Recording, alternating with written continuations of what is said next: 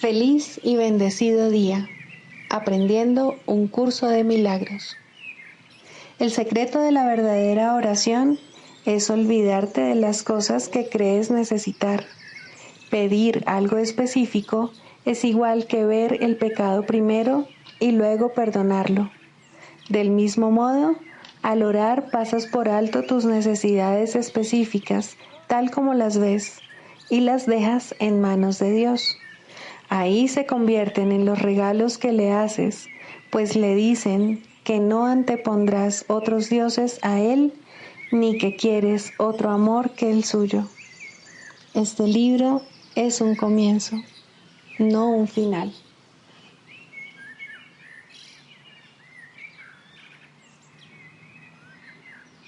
Del prefacio, que postula, párrafo 7. Solo las mentes pueden unirse realmente, y lo que Dios ha unido, ningún hombre lo puede desunir. No obstante, la verdadera unión, que nunca se perdió, solo es posible en el nivel de la mente de Cristo. El pequeño yo procura engrandecerse, obteniendo del mundo externo aceptación, posesiones y amor. El ser que Dios creó no necesita nada, está eternamente a salvo y es eternamente íntegro, amado y amoroso.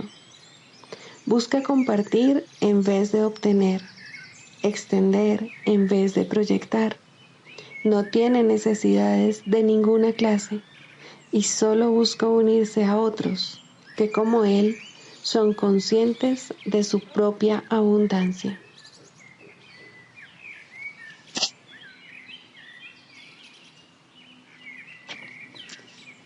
Introducción. Este es un curso de milagros. Es un curso obligatorio. Solo el momento en que decides tomarlo es voluntario. Tener libre albedrío no quiere decir que tú mismo puedas establecer el plan de estudios. Significa únicamente que puedes elegir lo que quieres aprender en cualquier momento dado. Este curso no pretende enseñar el significado del amor, pues eso está más allá de lo que se puede enseñar. Pretende, no obstante, despejar los obstáculos que impiden experimentar la presencia del amor, el cual es tu herencia natural. Lo opuesto al amor es el miedo, pero aquello que todo lo abarca no puede tener opuestos. Este curso puede, por lo tanto, resumirse muy simplemente de la siguiente manera. Nada real puede ser amenazado. Nada irreal existe. En esto radica la paz de Dios.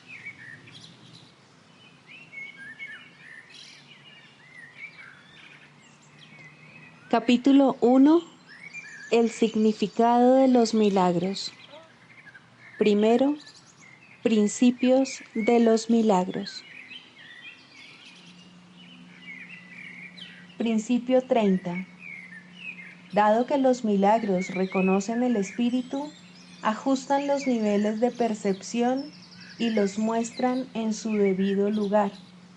Esto sitúa al espíritu en el centro, desde donde puede comunicarse directamente.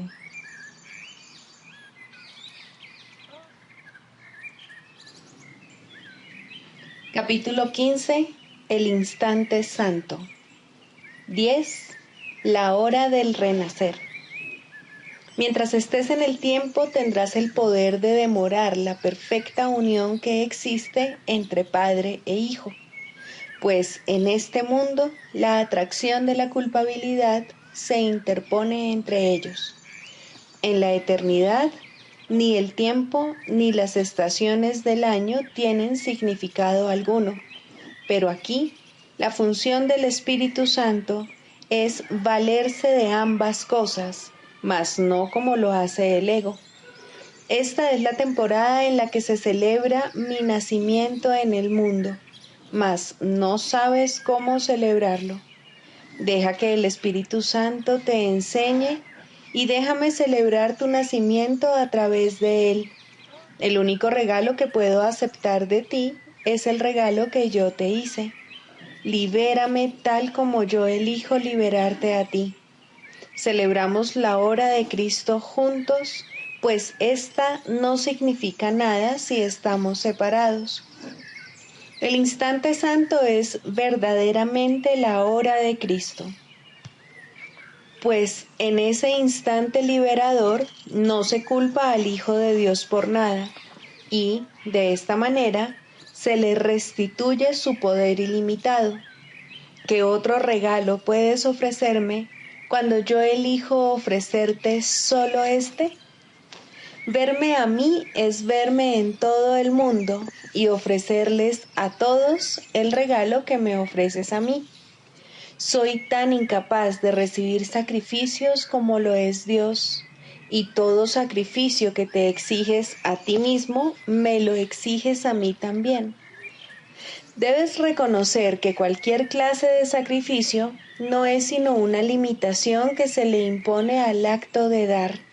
Y mediante esta limitación limitas la aceptación del regalo que yo te ofrezco. Nosotros, que somos uno, no podemos dar por separado. Cuando estés dispuesto a reconocer que nuestra relación es real, la culpabilidad dejará de ejercer atracción sobre ti. Pues en nuestra unión aceptarás a todos nuestros hermanos. Nací con el solo propósito de dar el regalo de la unión. Dámelo a mí para que así puedas disponer de él. La hora de Cristo es la hora señalada para el regalo de la libertad que se le ofrece a todo el mundo. Y al tú aceptarla, se la ofreces a todos. En tus manos está hacer que esta época del año sea santa, pues en tus manos está hacer que la hora de Cristo tenga lugar ahora. Es posible hacer esto de inmediato, pues lo único que ello requiere es un cambio de percepción, ya que únicamente cometiste un error. Parecen haber sido muchos, pero todos ellos son en realidad el mismo, pues aunque el ego se manifiesta de muchas formas, es siempre la expresión de una misma idea. Lo que no es amor es siempre miedo y nada más que miedo. No es necesario seguir al miedo por todas las tortuosas rutas subterráneas en las que se oculta en la oscuridad para luego emerger en formas muy diferentes de lo que es. Pero sí es necesario examinar cada una de ellas mientras aún conserves el principio que las gobierna a todas.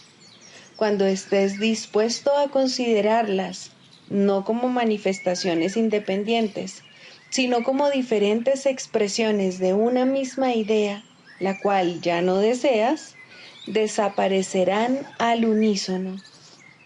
La idea es simplemente esta. ¿Crees que es posible ser anfitrión del ego o rehén de Dios? Estas son las opciones que crees tener ante ti y crees asimismo que tu decisión tiene que ser entre una y otra. No ves otras alternativas, pues no puedes aceptar el hecho de que el sacrificio no aporta nada. El sacrificio es un elemento tan esencial en tu sistema de pensamiento que la idea de salvación, sin tener que hacer algún sacrificio, no significa nada para ti. Tu confusión entre lo que es el sacrificio y lo que es el amor es tan aguda que te resulta imposible concebir el amor sin sacrificio. Y de lo que debes darte cuenta es de lo siguiente: el sacrificio no es amor, sino ataque. Solo con que aceptases esta idea, tu miedo al amor desaparecería. Una vez que se ha eliminado la idea del sacrificio, ya no podrá seguir habiendo culpabilidad, pues si hay sacrificio, alguien siempre tiene que pagar para que alguien gane. Y la única cuestión pendiente es a qué precio y a cambio de qué.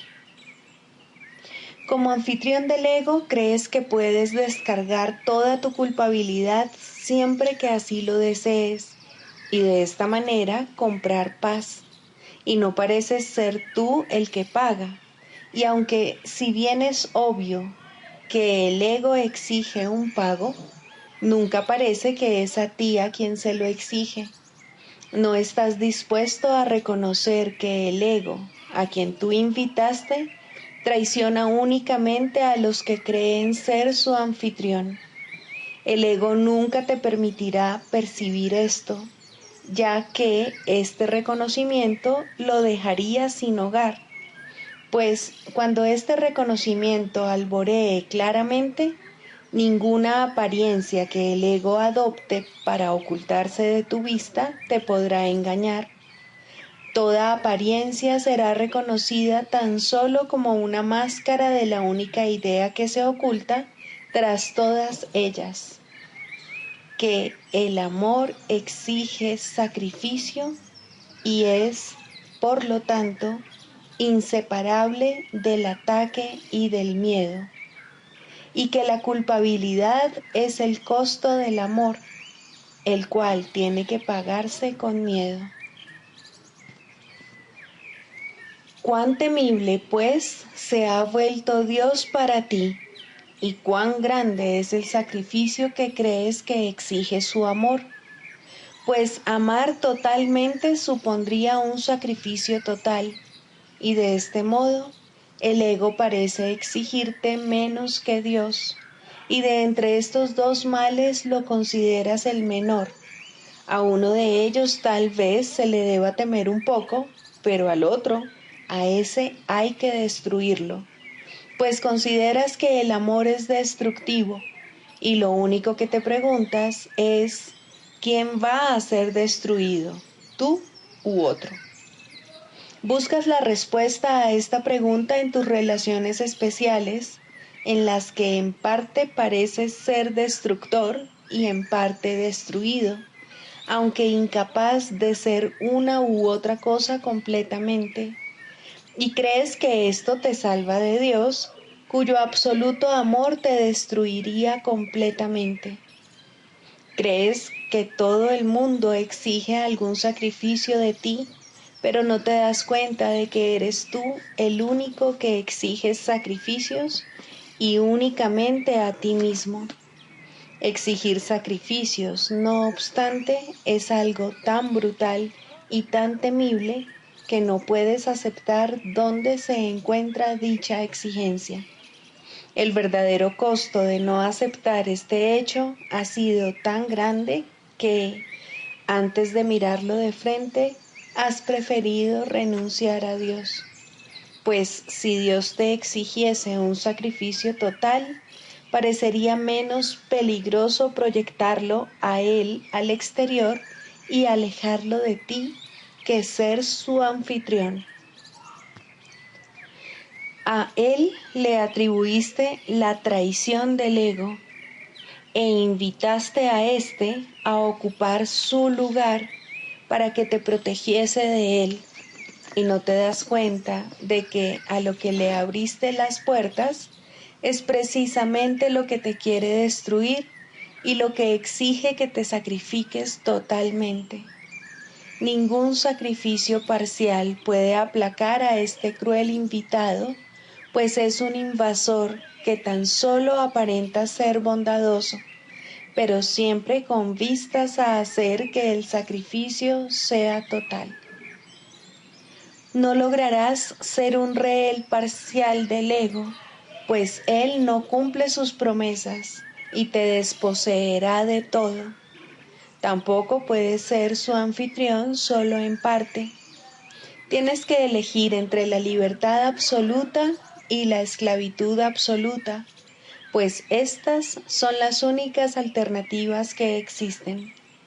Has intentado transigir miles de veces a fin de evitar reconocer la única alternativa por la que te tienes que decidir. Sin embargo, reconocer esta alternativa tal como es lo que hace que elegirla sea tan fácil. La salvación es simple por ser de Dios y es, por lo tanto, muy fácil de entender. No trates de proyectarla y verla como algo que se encuentra en el exterior. En ti se encuentran tanto la pregunta como la respuesta, lo que te exige sacrificio, así como la paz de Dios.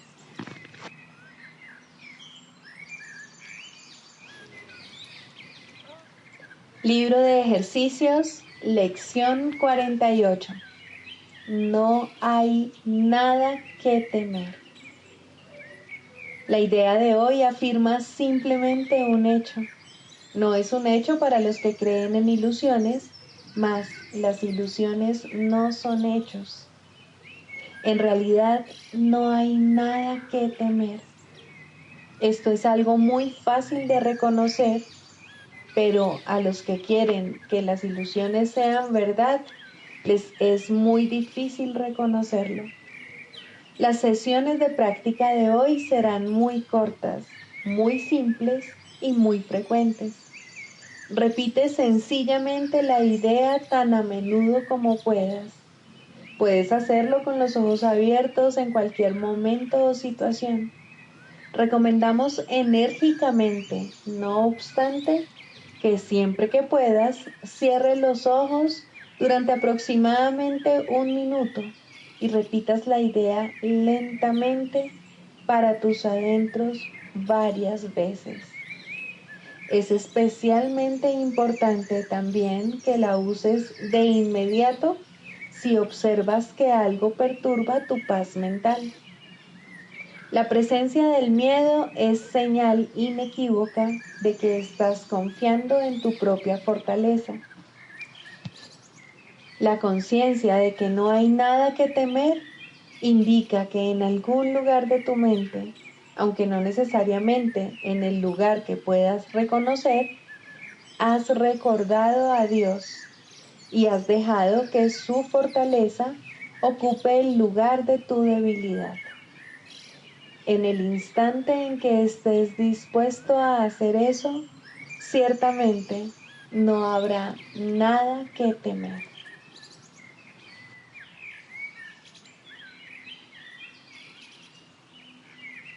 Del Manual para el Maestro, pregunta 4. ¿Cuáles son las características de los maestros de Dios? 7. Generosidad. La palabra generosidad tiene un significado especial para el Maestro de Dios. No es el significado usual de la palabra. De hecho, es un significado que tiene que aprenderse, y aprenderse muy bien. Al igual que todos los demás atributos de los maestros de Dios, esta se basa, a fin de cuentas, en la confianza, puesto que sin confianza nadie puede ser generoso en el verdadero sentido de la palabra. Para el mundo, generosidad significa dar en el sentido de perder. Para los maestros de Dios, generosidad significa dar en el sentido de conservar. Se ha hecho hincapié en esta idea a lo largo del texto, así como en el libro de ejercicios, pero tal vez sea más extraña para el pensamiento del mundo que muchas de las otras ideas de nuestro programa de estudios. Lo que la hace más extraña es el hecho de que es obviamente lo opuesto a la manera de pensar del mundo. De la manera más clara posible y en el más simple de los niveles, la palabra significa exactamente lo opuesto para los maestros de Dios que para el mundo. El maestro de Dios es generoso en interés propio, pero no nos referimos aquí al interés propio del ser del que el mundo habla. El maestro de Dios no quiere nada que él no pueda dar, pues se da cuenta de que, por definición, ello no tendría ningún valor para él. ¿Para qué lo iba a querer? Solo podría perder por su causa, no podría ganar nada. Por lo tanto, no busca nada que sea solo para él, ya que eso sería la garantía de que lo perdería. No quiere sufrir, porque entonces iba a querer buscarse dolor, pero sí quiere conservar todas las cosas que son de Dios y que, por ende, son para su Hijo. Esas son las cosas que le pertenecen. Esas sí que las puede dar con verdadera generosidad, conservándolas de este modo para sí mismo eternamente.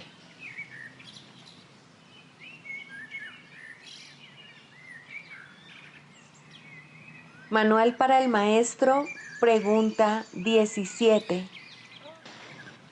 ¿Cómo lidian los maestros de Dios con los pensamientos mágicos? Esta es una pregunta crucial, tanto para el maestro como para el alumno. Si no se trata bien este asunto, el maestro de Dios se habrá hecho daño a sí mismo y habrá atacado a su alumno. Esto refuerza el miedo y hace que la magia les parezca real a ambos. La manera de lidiar con la magia es, por lo tanto, una de las lecciones fundamentales que el maestro de Dios tiene que aprender cabalmente. Su responsabilidad principal al respecto es no atacarla. Si un pensamiento mágico despierta hostilidad de la clase que sea, el maestro de Dios puede estar seguro de que está reforzando su propia creencia en el pecado y de que se ha condenado a sí mismo. Puede estar seguro además que les ha abierto las puertas a la depresión, al miedo, al desastre. Que recuerde entonces que no es esto lo que quiere enseñar, porque no es esto lo que quiere aprender. Existe, no obstante, la tentación de responder a la magia de tal manera que ello la refuerza. Y esto no es siempre obvio. De hecho, puede estar fácilmente oculto bajo un aparente deseo de ayudar. Este doble deseo es lo que hace que la ayuda no sirva de gran cosa y que inevitablemente produzca resultados indeseables. Tampoco se debe olvidar que el resultado que se produzca será el mismo para él que para el alumno. ¿Cuántas veces se ha subrayado el hecho de que solo te das a ti mismo? ¿Y dónde podría observarse esto con mayor claridad que en los tipos de ayuda que el Maestro de Dios presta a aquellos que necesitan su ayuda? En estas situaciones es donde más claramente se le da su propio regalo, pues Él solo dará lo que haya elegido para sí mismo. Y en ese regalo reside su juicio acerca del Santo Hijo de Dios. Lo más fácil es permitir que el error se corrija allí donde es más evidente, y los errores se conocen por sus resultados. Una lección que verdaderamente se ha enseñado no puede conducir sino a la liberación del maestro y del alumno, que han compartido un mismo propósito. El ataque puede producirse únicamente si han percibido objetivos separados, y este debe ser el caso si el resultado es cualquier otra cosa que no sea dicha. El hecho de que el Maestro de Dios tenga una sola meta hace que el objetivo dividido del alumno se enfoque en una sola dirección y que la llamada de ayuda se convierta en su única petición. Esta se contesta fácilmente con una sola respuesta, y esta respuesta llegará sin lugar a dudas a la mente del maestro. Desde ahí irradiará a la mente del alumno, haciéndola así una con la suya. Tal vez sea útil recordar que nadie puede enfadarse con un hecho.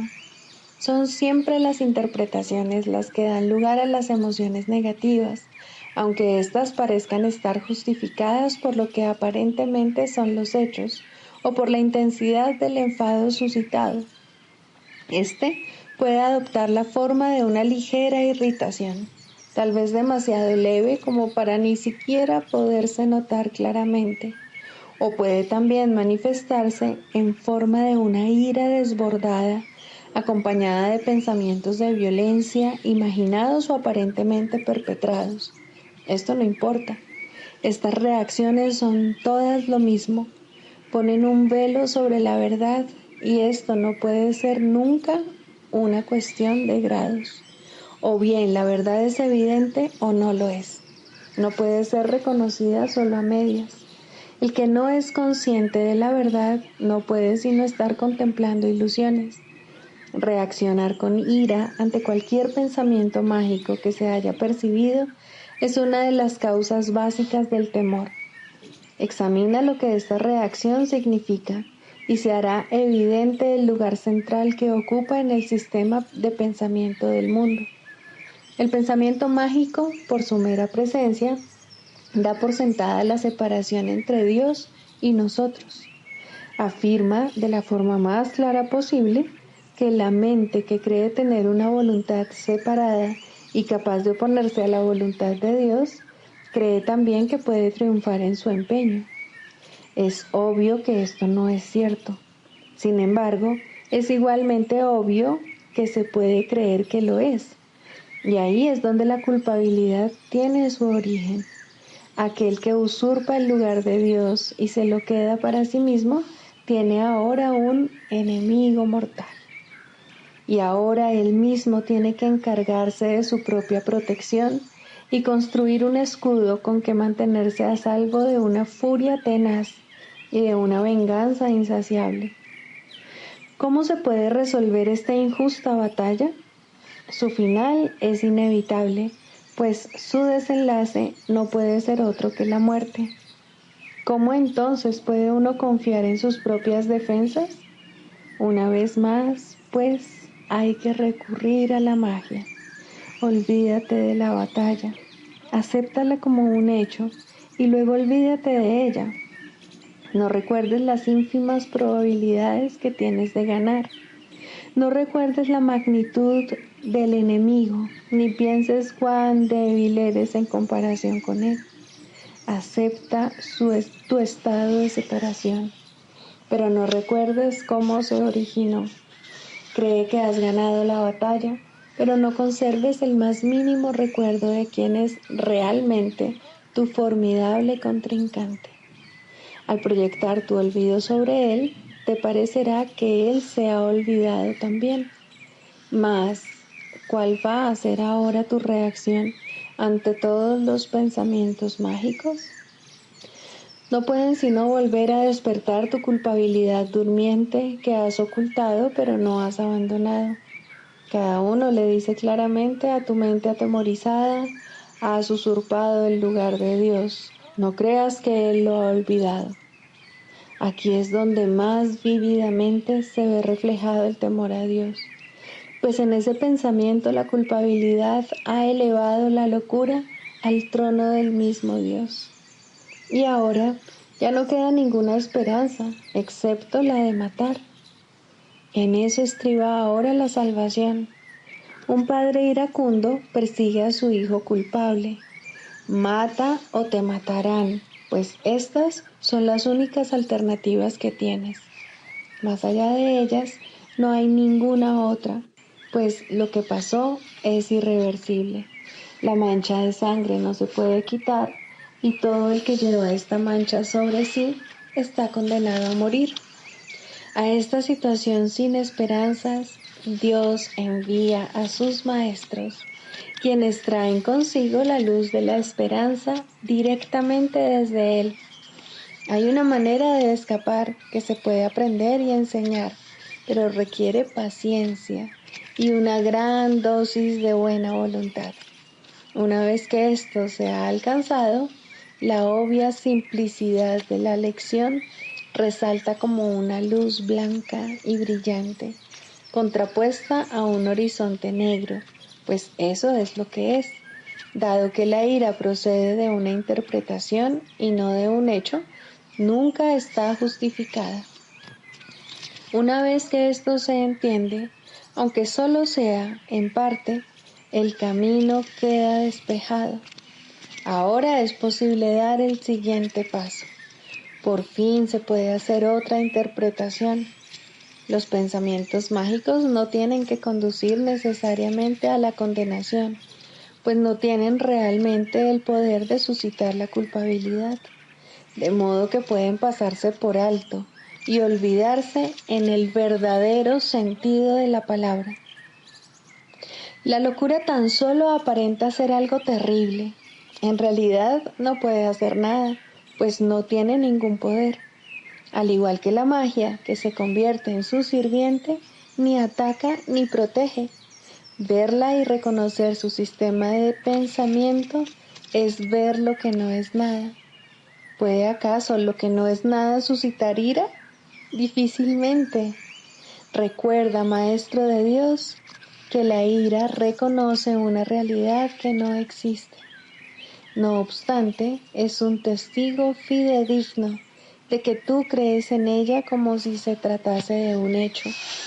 Ahora no podrás escapar hasta que te des cuenta de que has estado reaccionando a tus propias interpretaciones, las cuales habías proyectado sobre el mundo externo. Permite que se te despoje de esa siniestra espada. La muerte no existe, la espada tampoco. El temor a Dios carece de causa. Su amor, en cambio, es la causa de todo lo que está más allá de todo temor, y es por lo tanto, por siempre real y eternamente verdad.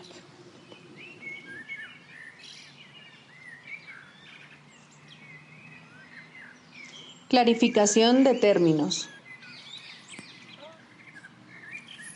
El perdón, la faz de Cristo. El perdón es el medio que nos lleva a Dios y que nos permite alcanzarle, mas es algo ajeno a Él.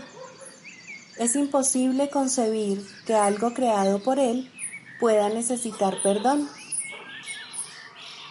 El perdón, entonces, es una ilusión, pero debido a su propósito, que es el del Espíritu Santo, hay algo en ella que hace que sea diferente. A diferencia de las demás ilusiones, nos aleja del error en vez de acercarnos a él. Al perdón podría considerársele una clase de ficción feliz, una manera en la que los que no saben pueden salvar la brecha entre su percepción y la verdad.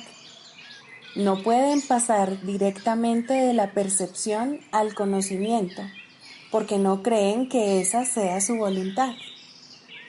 Esto hace que Dios parezca ser un enemigo en lugar de lo que realmente es, y es precisamente esta percepción de mente la que hace que no estén dispuestos a simplemente ascender y retornar a Él en paz. Y de este modo necesitan una ilusión de ayuda, porque se encuentran desvalidos, un pensamiento de paz porque están en conflicto. Dios sabe lo que su Hijo necesita antes de que Él se lo pida. Dios no se ocupa en absoluto de la forma, pero al haber otorgado el contenido, su voluntad es que se comprenda, y eso basta. Las formas se adaptan a las necesidades, pero el contenido es inmutable, tan eterno como su creador. Antes de que el recuerdo de Dios pueda retornar, es necesario ver la faz de Cristo. La razón es obvia. Para ver la faz de Cristo se requiere percepción. El conocimiento no es algo que se pueda ver, pero la faz de Cristo es el gran símbolo del perdón, es la salvación, es el símbolo del mundo real. El que la ve deja de ver el mundo. Está tan cerca ya del umbral del cielo como es posible estar mientras aún esté afuera. Mas desde ahí, un paso más basta para entrar. Es el paso final, y ese se lo dejamos a Dios. El perdón es un símbolo también, pero en cuanto que símbolo exclusivo de la voluntad del Padre, no puede ser dividido. Y así, la unidad que refleja se convierte en su voluntad. Eso es lo único que aún está en el mundo en parte y que, al mismo tiempo, es el puente que conduce al cielo. La voluntad de Dios es lo único que existe. Lo único que podemos hacer es pasar de la nada al todo, del infierno al cielo. ¿Es esto una jornada? No, en verdad no lo es, pues la verdad no va a ninguna parte. Pero las ilusiones cambian según el lugar o la época. El paso final no es más que otro cambio. Por ser una percepción, es en parte irreal. Sin embargo, esa parte desaparecerá. Lo que entonces quedará será la paz eterna y la voluntad de Dios. Ahora ya no hay deseos, pues los deseos cambian. Incluso lo que una vez se deseó puede volverse indeseable. Esto es así porque el ego jamás puede estar en paz. Pero la voluntad es constante por ser el don de Dios, y lo que Él da es siempre como Él mismo. Este es el propósito de la faz de Cristo. Es el regalo de Dios para la salvación de su Hijo. Contempla únicamente esto y habrás sido perdonado. Cuán hermoso se vuelve el mundo en ese instante en el que ves la verdad acerca de ti mismo reflejada en él. Ahora estás libre de pecado y contemplas tu impecabilidad. Ahora eres santo y así lo percibes. Y ahora la mente retorna a su Creador, la unión de Padre e Hijo, la unidad de unidades que se encuentra detrás de toda unión, aunque más allá de todas ellas. No se ve a Dios, sino que únicamente se le comprende. No se ataca a su Hijo, sino que se le reconoce.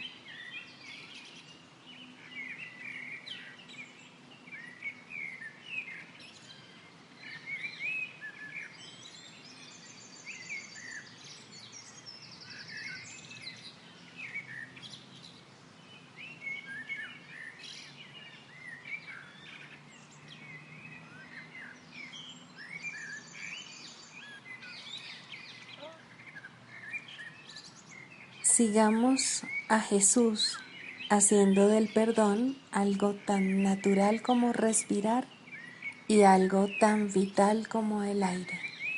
Amén.